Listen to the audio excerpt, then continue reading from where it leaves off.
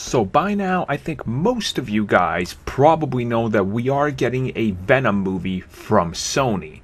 Now, this movie isn't going to be connected to anything related to what's happening with Spider-Man in the whole MCU, and from the sounds of it, it's not even going to be connected to the other shared universe that Sony is building with some of the, other surrounding characters that are involved in the Spider-Man universe.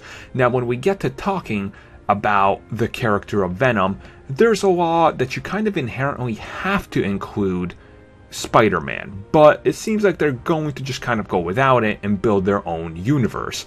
Now, when we come to talking about it, we know that the main character of the movie is going to be Eddie Brock, aka the original Venom.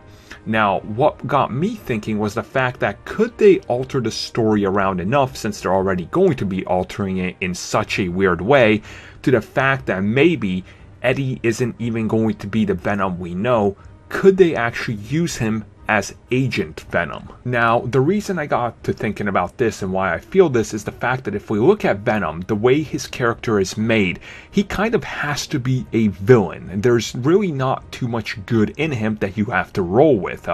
With the casting of Tom Hardy, a person who's been in plenty of movies and ones that, of course, even dealt with the whole military thing, if you were to take Eddie Brock and merge some of the elements that are from the Flash Thompson comic, like maybe he gets his legs blown off during war, and maybe this suit is what makes him feel whole again, and he uses it as he's a soldier, it kind of gives you this different take on the character where you could tell a different story, a more compassionate story, and have a hero who quite literally is being transformed into a monster in front of everybody's eyes. But then again, he has a dependency on the suit, as that's the only thing that makes him whole again, as it gives him back functioning legs. So you would essentially have to kind of meld the different stories together. You have the symbiote come from space. I'm assuming that's still how they're going to do it. And maybe they use the symbiote for military application, and that's how they're going to get Agent Venom. Now, of course, once again, I do want to reiterate, yes, this is a huge radical departure from Venom, but then again, they're already going to have Venom without ever mentioning or tying it into anything Spider-Man. So at this point,